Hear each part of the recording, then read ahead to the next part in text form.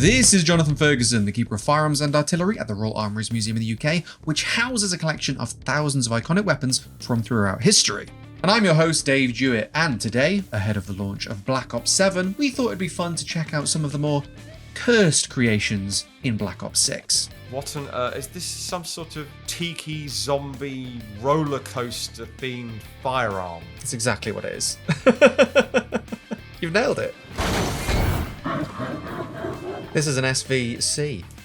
What does the C stand for? Because it's the water. It's got full of fish. Oh, C. C as in get in the.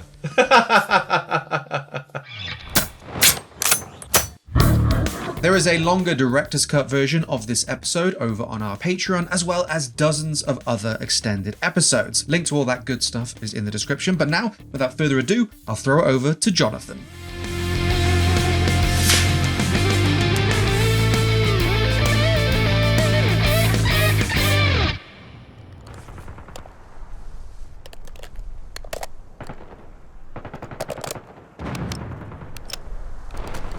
Once again with the Black Ops 6. Full of completely normal guns. Whatever else I could criticise about Black Ops 6 as a game, maybe. And we have our issue with our legally different guns, so if you were to pull up some images of the real AK-971 and compare this, you will find some differences, I'm sure. I suspect Activision are less concerned about being sued by these people than others, I don't know. But those two things aside, the guns have a lot of kind of presence and weight and recoil and flash and smoke, and in this case I find it especially hard to criticise because I don't have a basis of comparison other than other video game AUKs. Yeah, even the cartridges look great. That looks like actual lacquered steel case 7.62.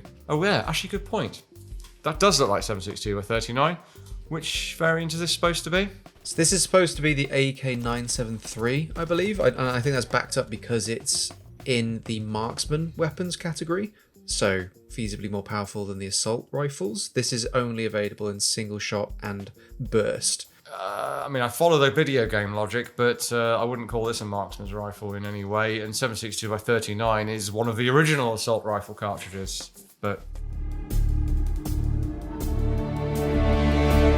This it's like you've softened me up with a fairly conventional take on an AK-973, and suddenly there's this. Yeah, I thought you'd like to see something, in your words, festooned with nonsense. That is the epitome of festooned with nonsense. Every time I booted up the game to get more footage or looked at the gun, I noticed another thing on it. Let us count the ways in which this is festooned. We've got some sort of weird muzzle device thing that I assume is a suppressor, integrated suppressor. Oh, of course, sorry. What am I talking about? This is an AS Val under all this, isn't it? Yeah, that's right. So that's normal.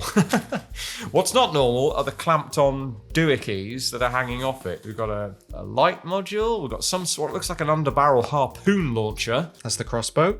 Crossbow, okay. I've got a side view here in case anyone's thinking I'm particularly daft. Obviously, 3 optics, minimum number of optics for festoonery status. And because we've got a canted red dot on the side there. But for all I know, there are another 8 optics on the right side. I was about to say we've not seen the other side yet. And then we have a pistol drum mag in some sort of vertical pistol grip attached to the tubular buttstock. That's right.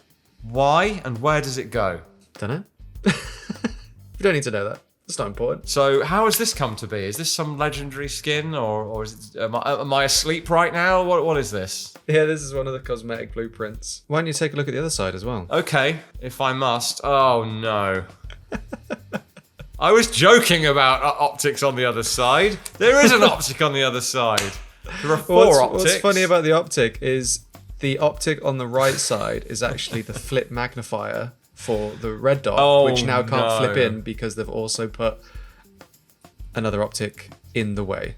But my favourite is the 2 foregrips just on the side of the weapon. 2 foregrips? Well, there's the one. The other 4? There's the one around the suppressor, and then there Yes. seems to be one just above the magazine. Oh God, yeah. I'm looking at it perpendicular, so I can only see the end. Yes, yeah, you're right. Absolute madness.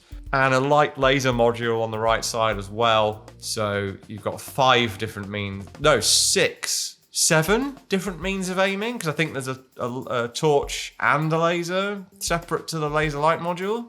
I've lost the plot and indeed the will to live. Like I said, if we were ever going to cover something festooned with nonsense, this might be the most festooned with the most nonsense. So this is a stock design. This is the AS Val, and then you can get the paid cosmetic to turn it into this creation. So this isn't manually customized to be cursed. This is a thing that exists. So someone on the Call of Duty team made this, and it was packaged. That's what I'm getting at. Yeah. Well, they're bad, and they should feel bad. I mean, I don't know who's worse. I paid for it, so. Well, you paid for it, and the viewer funded you to pay for it. And now you're paying for it. Am I ever? If this is coming up second, what on earth is coming later? That's my concern.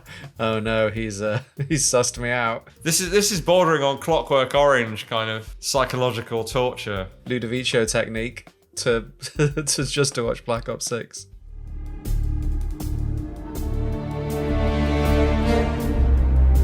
Okay. That's a weirdly... Do you know, it's amazing how a small change can make a gun look cursed. And it's not even the iconic AR-15 carry handle, it's just the USAS 12 carry handle. But it's somehow just squashed enough to look very wrong. I don't know, it doesn't jibe with the lines on the rest of the gun. And as with all of these legally different COD guns, the more you look at it, the more difference you'll notice. For example, we won't labour it, but look at the lower receiver on this thing compared to the one in the game. Completely different design, reads similar, but different in all the ways that would matter if you were making this, which obviously we're not. I'm sure most of them don't mind, but I do feel sorry for the artists that are obliged to make things different when they know they could do a better job. It's not their fault at all. Hello, those of you who know me, by the way. I am thinking of you, and I get why it's done, but I do wish I guess it's the publishers more than anything else. I wish they were less risk averse, because at this point you may as well make your own gun. Really, that's the point I'm always quick to make when I talk to other people about this stuff. Is that on a technical level, the animations, the textures, the models, the interaction found in the Black Ops 6 weapons, found in most of the modern Call of Duty weapons, is absolutely fantastic. It's the tweaks that they make to turn them from the real world weapon, take inspiration from that and turn it into something unique that we obviously like to play around and joke with. But yeah, the talent on display, like nothing we can say could take away from that. No, and that's why I'm trying to make that clear in this one, because I know I've spoken a lot about and complained a lot about this on and off, but it's absolutely no reflection on them. This might be.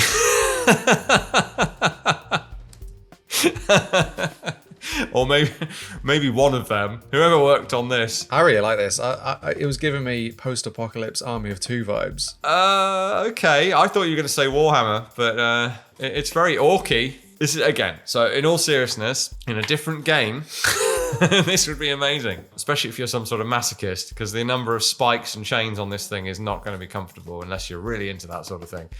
Yeah, that cheek piece ain't cheeking anymore. Cheek piece ain't cheeking. This thing is bizarre, but I sort of, I could see it. Mad Max, per se, is a bit more understated than this, but I could see it in, I don't know, Rust or not Rust, sorry, Rage. The hose on the side is maybe my only real query as to why that is there. Because everything else is sort of cosmetic, except for the shield. The shield might do you some good, hard to say. This message is sponsored by Raycon, and you can get up to 30% off site-wide by using our custom link in the description below. I actually bought my brother a pair of Raycon earbuds years ago, and he still uses them to this day. So when they approached us to sponsor a video, I thought, hey, this is a great chance for me to try them out myself. And they've quickly become my go-to earbuds. They're comfortable, they're long-lasting, and between their active noise cancellation and awareness modes, they are perfect for everyday use.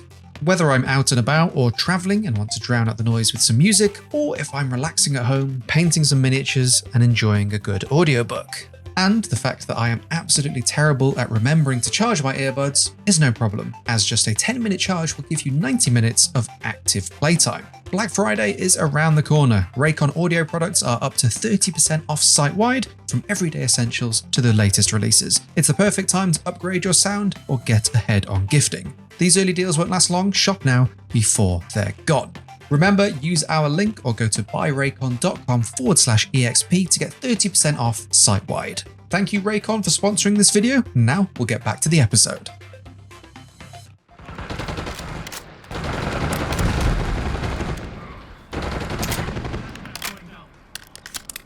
Now, the much more classic end of the SMG spectrum is the Papasha PPSH 41. A very nice looking one. They have really nailed the, dare I say, crudity. And actually, this one's really nicely made, so I'm being a bit unfair. But the later war ones do have some quite crudely machined grooves. For example, these grooves for helping you disassemble the thing. And I happen to notice here that there were sort of stutter marks where they've been quite crudely machined on. So I think they would have based that on a real one, I'm sure, and the one they based it on was a bit rough and ready. This is early war, nicely blued. Quite a nice bit of wood on it as well.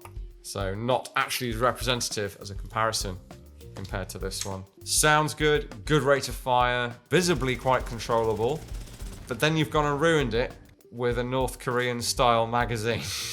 Yeah, this is an interesting thing, because I know there was prototypes. I read a Forgotten Weapons article about the prototype PPSH 41 helical magazines. So when I saw they were adding these, I was quite excited, but the way they've implemented it into the game is that magazine has all of your ammunition in it. You don't reload, but now it's got an overheating mechanic that as soon as that bar goes red, it stops firing. I was disappointed that's how they chose to implement it into the weapon. I don't like that. It also looks far more modern. Now, I don't remember, to be fair, the prototype helical mag for the publisher. I'm sure that's correct, but I query as to whether it looks like this without looking it up. It does make sense, actually, that they would come up with such a thing, because the silhouette of this with a drum, or for that matter with the box mag sticking way out the bottom, what a great way to. It's already a rifle style stock, shotgun style stock, so why not make it nice and compact with a nice high capacity? I guess maybe that's where the Bison concept came from, is they were already tinkering with the. I need to go and look that up after this.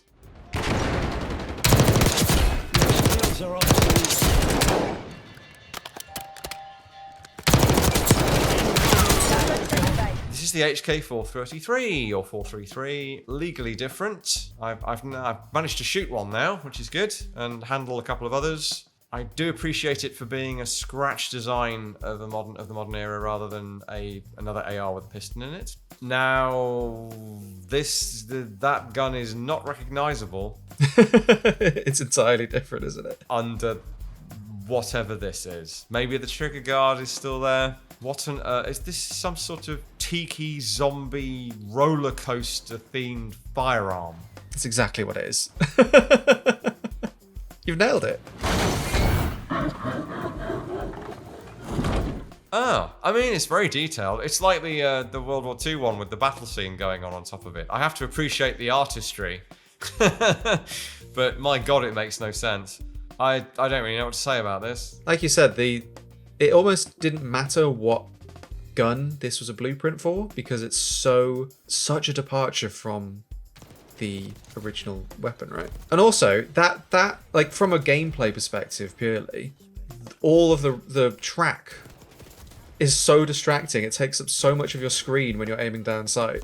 Not that I think this is, an optimal meta build for the weapon. Are they zombies in the ride cars, or are they humans in the ride cars? They're zombies in the ride cars, and then I believe so anyway, when you take down an enemy, the death animation is a giant roller coaster cart landing on them. So it is.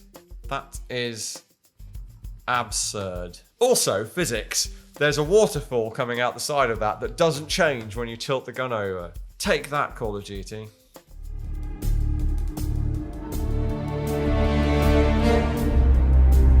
And we have a pretty close parallel to the Sight's Spectre submachine gun.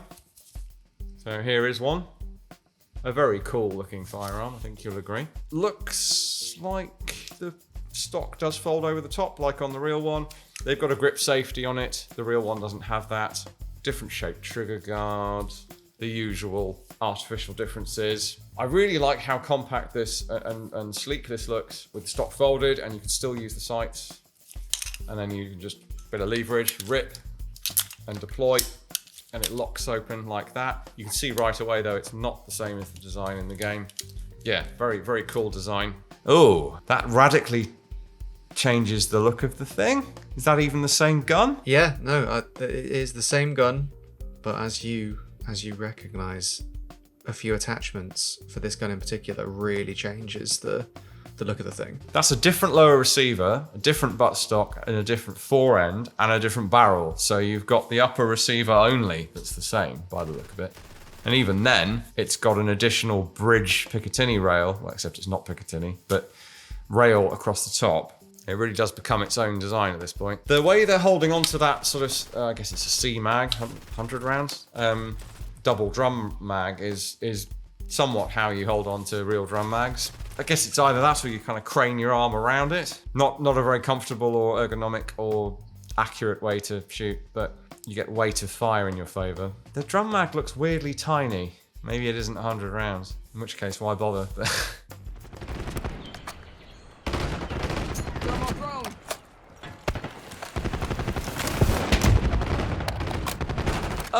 There'll be an SVD, he says. This is an SVD. This is an SVC. What does the C stand for? Because it's the water. It's got full of fish. Oh, C. C, as in get in the. Yeah, so see the little fish swimming around. I admire the creativity, actually. I was worried that when I aimed down the scope, I would see a fish there, but thankfully you just see that on the outside.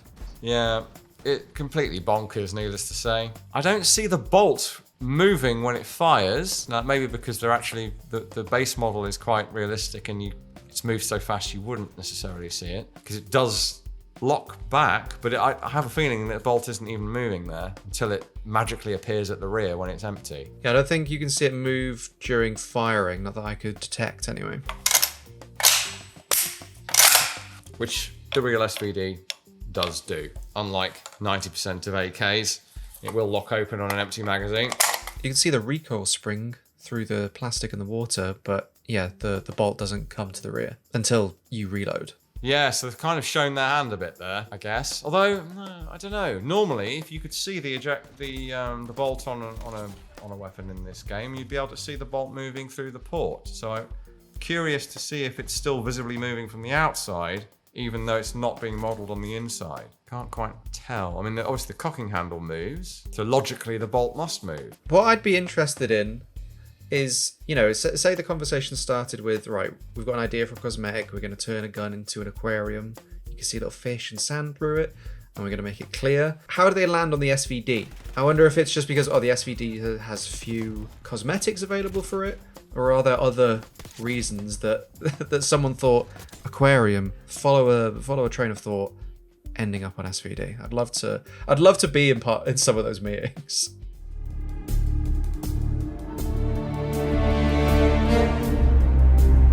And we have a take on a very interesting Russian design that I haven't seen in person. The TKB 022 PM, I believe, or a variant of. Fascinating design. World of Guns, shout out to World of Guns. They have a version of this modelled.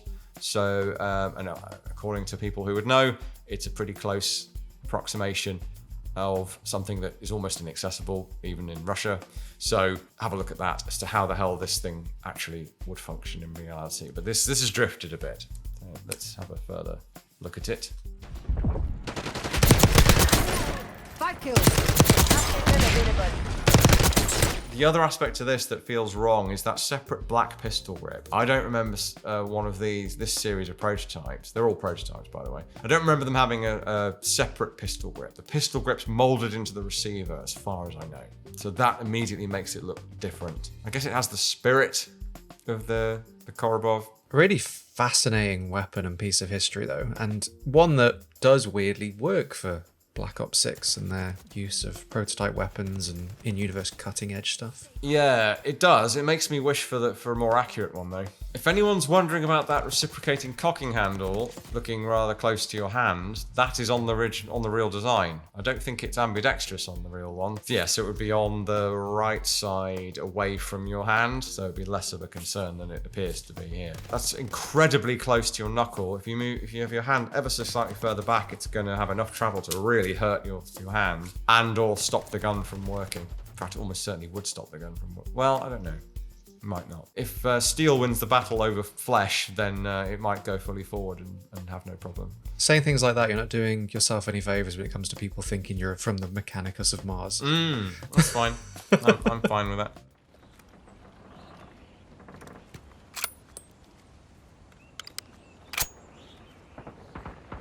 Leaders! Oh god, it looks like a sporterized Model 1895 Winchester, famously adopted by Russia in the First World War. One of the few sort of frontline infantry rifles to be a bolt, to be a lever action, majority being bolt, of course. Not wildly successful, I dare say. That's interesting. What's the story behind this, Dave? It's a barbecue now. It's a barbecue. Oh yeah, tiny hot dogs on top. That the cartridge ejects through. That the cartridge ejects through and your thumb clips through the handles that I'm guessing are meant to be the ones on either end of a barbecue. Yeah, I don't understand. The more you shoot it, the hotter it gets. And if you're doing really well, you're going to burn them hot dogs. Well, it's nice that they've... I'm really reaching here, but it's nice that the theming extends to the functionality of the thing, I guess. Including turning enemies into exploding barbecues. Yeah. Again, it's another one of those ones where, like, how did they get to this point? Where did the conversation go that they landed here? The colour changing metal as the weapon gets hotter. It's very well done. Yeah, I don't know why they didn't put the griddle on the handguard, so you're not having cartridges clipping in and out of it. But yes, the heat kind of affecting the temper of the metal in a way, although it's not really plausible, but as a visual effect, it's good. The explosions when you take down an enemy, the exploding barbecue, are so intense that it's hard to make follow-up shots to enemies behind them because the smoke lingers for just long enough. They are big Now, is this based on some phenomenon, some health and safety phenomenon of gas barbecues actually exploding? That's what I assumed. We don't have that much of a culture of this in the UK. Yeah, it's because we can barbecue for like 32 hours out of the year. There are more gas barbecues here than when I was young, but still. So guns and barbecues together, very American thing.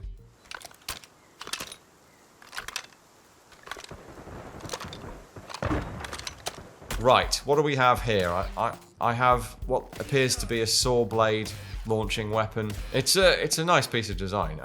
Needless to say, of all the various projectiles that have been attempted over the years experimentally, saw blades ain't one of them. Even the CIA haven't tried that. But hey, where else other than video games and I guess certain genres of horror movie would you come across something like this? I'm not sure why it kind of cranks over to the left. That's how it reloads. Oh, of course, because it's like putting a record player on a record on a record player. You've got to kind of convey, but surely an up-down motion would make a bit more sense. I don't know. You're effectively just scooping up another saw blade. Interesting sound effect. Yeah, not at all clear how this thing actually propels its saw blades, and they don't seem to be spinning prior to launch.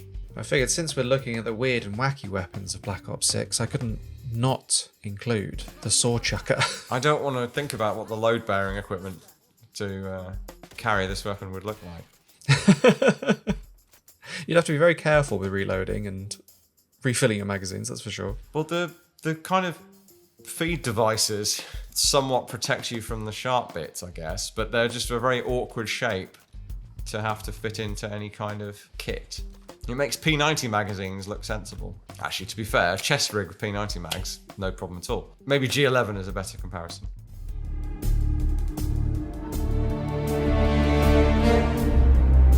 Oh, I knew it! I didn't know this. I should have known this, because someone showed me this on X. Yeah, the only way I could surprise you with it is by sneaking it into an entirely different episode. Ah. This hurts my brain and eyes and soul. Oh, and the right-handed cocking as well. Just to rub salt into the gaping wound that is a double-barreled nonsense L85. Damn you, Call of Duty. And then the double barrels. What the hell? What's the bottom barrel doing and how? It's really bizarre. When you fire it from the hip, you can see where the 2 points of impact are. But when you aim down sights, they come together. So the point of impact is singular. What? I've just, as you were saying that you've just demonstrated it to me in the clip, and I don't know where to start with that. I suppose it might say more about the way the game is engineered than it does about anything else. Like, how is that achieved and why? Because I mean, otherwise, if you're aiming from the hip and the top shot hits someone in the chest, the other one's going in the leg, depending on how far away they are. It's very odd. One of the things that annoys me about this sort of cursed stuff is that it makes me start thinking about how it could be better, when really the answer is to just turn the computer off and walk away. And I'm thinking, if you're familiar with the Gilboa snake, which I've seen behind glass but haven't held, the side-by-side arrangement is silly, but much less silly than this. So if for those of you who haven't quite wondered why I'm so annoyed with this, like, there's no room for a second barrel. In fact, we happen to have an L85 A3 here. There's barely enough room for the gas piston and the barrel itself, which is actually getting quite thick back here. Roughly A2 profile, round about the middle-ish. There's barely enough room there. You certainly can't fit the gas system, a barrel, and then another barrel, because it would be running through into the trigger mechanism housing, the lower receiver, probably even sticking out the bottom of that in places. So physically it wouldn't even fit. Mechanically it couldn't possibly function. The idea of placing 2 shots on target at a given distance is something that's been explored. Of course it has. The Salvo program, Spew, AN-94, G11, ACR, various duplex rounds, triplex rounds, lots of different ways of doing it. And then latterly with crazy stuff like the Dual 1911, the Arsenal, the Gilboa Snake. If they'd stuck 2 L86s together for hilarious comedy points, you'd have had the same game effect, and it would have been, if anything, it would have looked even more ridiculous, but been something that could exist. So I don't know why you wouldn't do that. I don't know why an underbarrel barrel is just silly. Sorry, guys. Because we'd obviously, like, we're in different clothes from the rest of the Cursed Guns of Black Ops 6 episode. So when I realised this was a thing, I was like, I'm gonna have to figure out how to sneak this into the episode now. I like the way when I called you out and said, oh, you want to do a special bit at the end of this episode? Why? Is it a cursed gun? And you're like, no, it's nothing of that nature. Just outright lying to me at this point. Sniper eliminated. Move. Thank you all for watching. Hope you enjoyed the episode. Leave all your requests for games, movies, TV shows, or beyond in the comment section down below. As always, a massive shout out to all of our supporters over on the Patreon, without whom we wouldn't be able to make cool content like this. Links to support Jonathan and the Royal Armouries will be in the description below, so make sure you check those out as well and show those folks some love.